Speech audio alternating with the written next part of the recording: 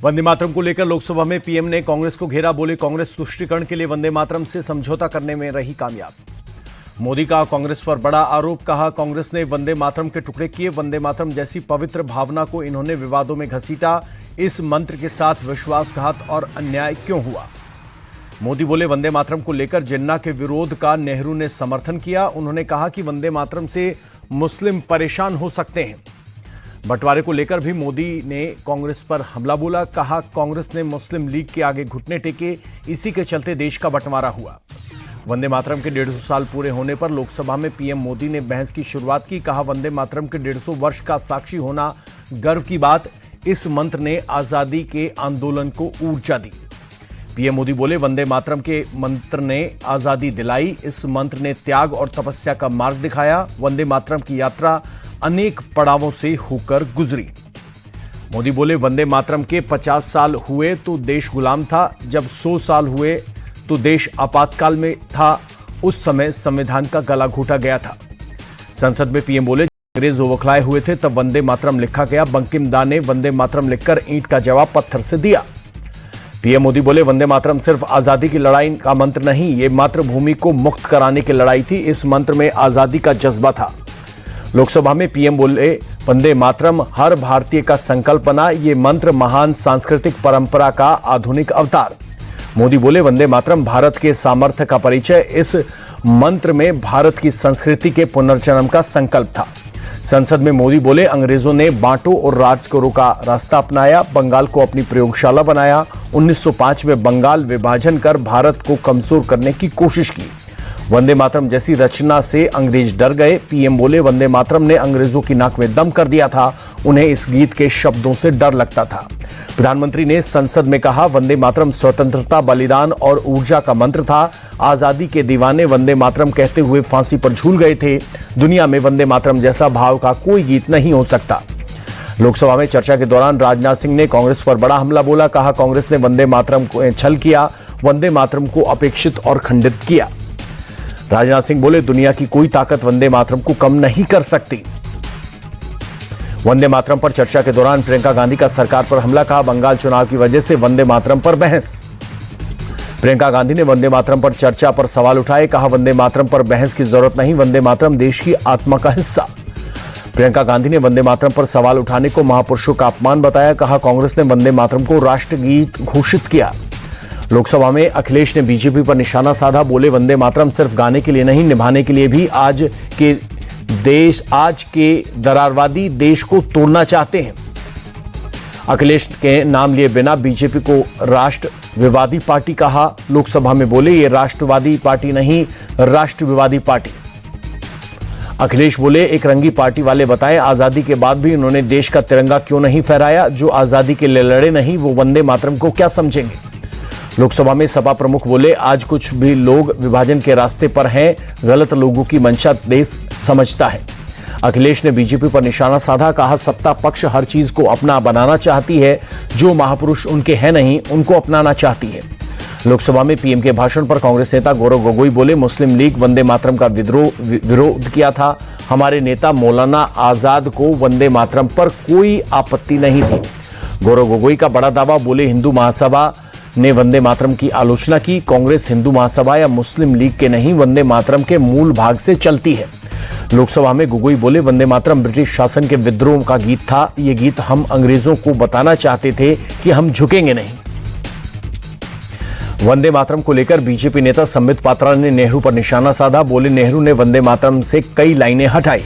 पात्रा बोले नेहरू को वंदे मातरम समझने के लिए शब्दकोश की मदद लेनी पड़ी। उन्होंने कहा था वंदे मातरम से मुस्लिम समाज इरिटेट होगा। वंदे मातरम को लेकर बीजेपी सांसद सुधांशु त्रिवेदी बोले वंदे मातरम का हिस्सा काटकर आधा किया गया। कट्टरपंथी राजनीति की बलि चढ़ा वंदे मातरम। संसद भवन में कल सुबह 9:30 बजे एनडीए संसदीय दल की बैठक। प्रधानमंत्री नरेंद्र मोदी सांसदों को करेंगे संबोधित। इंडिगो संकट पर नागरिक उड्डयन मंत्री राममोहन नायडू का राज्यसभा में बयान। कहा सरकार लगातार इंडिगो के संपर्क में, मामले में जांच के आदेश दिए।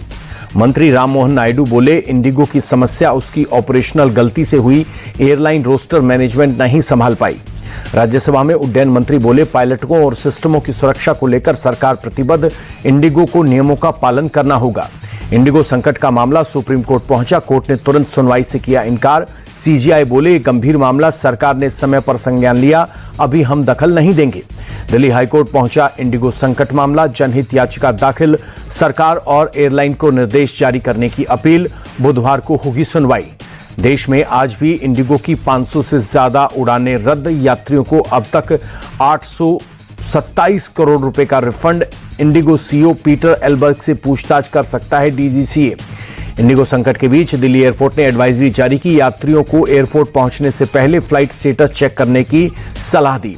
मुंबई एयरपोर्ट से आज भी इंडिगो की कई उड़ानें रद्द, चंडीगढ़, नागपुर, बेंगलुरु, गोवा, कोलकाता की फ्लाइट्स कैंसिल, यात्रियों की परेशानी बढ़ी। कुख्यात नक्सली कमांडर रामधेर मज्जी ने अपने पूरे ग्रुप के साथ सरेंडर किया।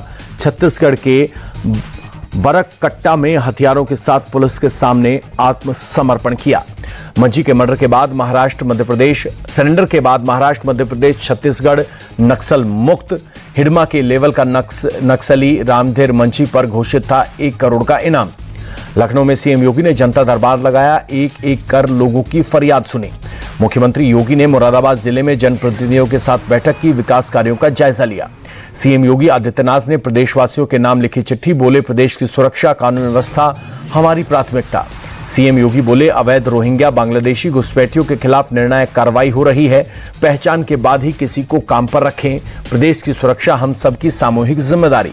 घुसपैठियों को लेकर अखिलेश यादव के बयान पर डिप्टी सीएम केशव प्रसाद मौर्य का पलटवार, बोले पुलिस अगर घुसपैठियों को खोज रही है तो उन्हें क्यों दर्द हो रहा है, घुसपैठियों से उनका क्या रिश्ता। यूपी में घुसपैठियों के लिए डिटेंशन सेंटर का ब्लूप्रिंट तैयार, सरकार ने गृह मंत्रालय को भेजा मसौदा। 15,000 लोगों की क्षमता वाला डिटेंशन सेंटर बनेगा, प्रदेश में 17 डिटेंशन सेंटर बनाएगी सरकार।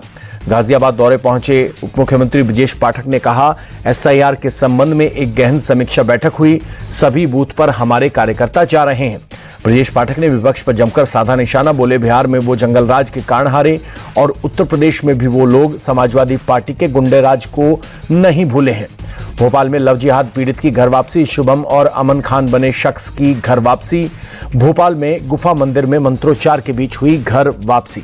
घर वापसी के बाद शुभम बोला, मुझे जबरन गोमांस खिलाया गया, जमात में भेजा गया, 3 साल तक मारपीट का आरोप लगाया गया। हरिद्वार में बजरंग दल की शौर्य यात्रा में पथराव, गुस्साए लोगों ने सड़क पर जाम किया, धरना प्रदर्शन किया। गोवा अग्निकांड के बाद नाइट क्लब मालिक सौरव लूथरा का पहला बयान आया सामने, इंस्टाग्राम पर स्टोरी डालकर हादसे को बताया दुर्भाग्यपूर्ण। क्लब मालिक ने इंस्टाग्राम पर हादसे के पीड़ित परिवारों के प्रति संवेदनाएं व्यक्त की, शोक संतप्त परिवारों को हर संभव सहयोग का दिया आश्वासन। लैंड फॉर जॉब से जुड़े सीबीआई मामले में फैसला टला, अब 10 दिसंबर को अगली सुनवाई। सीबीआई ने आरोपियों के स्टेटस रिपोर्ट दाखिल करने के लिए वक्त मांगा। बिहार के समस्तीपुर में सोमवार को भी चला बुलडोजर, जितवारपुर बाईपास रोड से हटाया गया अतिक्रमण। पिछले 15 दिनों से बिहार में बुलडोजर एक्शन, अवैध कब्जे के खिलाफ प्रशासन का सबसे बड़ा एक्शन। गुजरात के कांडला में बुलडोजर एक्शन, अवैध अतिक्रमण को नगर निगम ने किया ध्वस्त। दिल्ली में ठंड और प्रदूषण की दोहरी मार, आईटीओ में बहुत खराब श्रेणी में पहुंचा प्रदूषण का स्तर। दिल्ली में इंडिया गेट इलाके में एयर क्वालिटी इंडेक्स 294 दर्ज, आसमान में छाई धुंध की परत। लखनऊ में ठंड और कोहरे की डबल मार, शहर के कई हिस्सों में छाई धुंध की मोटी परत, विजिबिलिटी हुई कम। बिजनौर में लव जिहाद के आरोपी को जेल, सौरव बनकर मुस्लिम युवक ने युवती का किया था शोषण। एसआईटी करेगी जहरीली कफ सिरप मामले की जांच, ड्रग माफियाओं के खिलाफ 128 एफआईआर दर्ज। प्रतापगढ़ में पुलिस और लुटेरे की मुठभेड़, बदमाश के पैर में लगी गोली। 2 दिसंबर को शहर में हुई लूटपाट की वारदात का मुख्य आरोपी था बदमाश। बुलंदशहर में पुलिस मुठभेड़ में 20,000 का इनामी बदमाश गिरफ्तार, एनकाउंटर के दौरान आरोपी के पैर में लगी गोली, पुलिस ने अवैध तमंचा, जिंदा कारतूस और एक स्कूटी बरामद की। लखनऊ में देशज 2025 कार्यक्रम का आयोजन, कलाकारों ने अपनी प्रतिभाओं का किया प्रदर्शन। भारतीय लोक गायिका मालिनी अवस्थी ने कहा, हमें पूरे भारत के कलाकारों को आमंत्रित करते हैं, कलाकारों को एक मंच पर लाकर एक भारत श्रेष्ठ भारत दिखाते हैं। राजस्थान में हाईकोर्ट भर्ती परीक्षा में नकलचियों ने यूज किया जासूसी कैमरा, ब्लूटूथ किट फिट कर पास कर की परीक्षा, एसओजी ने 4 कर्मचारी को किया अरेस्ट। जयपुर में झुकी हुई 5 मंजिला इमारत को गिराया गया, जीडी की टीम ने की कार्रवाई। शुरुआती जांच में पता चला कि बिना इजाजत के बेसमेंट की खुदाई की जा रही थी। टीवी एक्टर गौरव खन्ना ने जीता रियलिटी शो बिग बॉस 19 का ग्रैंड फिनाले, फरहाना रही रनर अप। गिरावट के साथ बंद हुआ शेयर बाजार। सेंसेक्स 609 और निफ्टी 226 अंक लुढ़का। रुपए में भारी गिरावट से चिंतित विदेशी निवेशक। नवंबर में बाजार में 3,767 करोड़ निकाले। बीते 7 दिन में 11,820 करोड़ की निकासी। बजट से पहले कस्टम सिस्टम में बदलाव करेगी सरकार। वित्त मंत्री सीतारमण का ऐलान। नवंबर में लगातार तीसरे महीने विश्व स्तर पर खाद्य कीमतों में गिरावट। दूध, तेल, चीनी जैसी वस्तुएं सस्ती। संयुक्त राष्ट्र के खाद्य और कृषि संगठन की रिपोर्ट में दावा।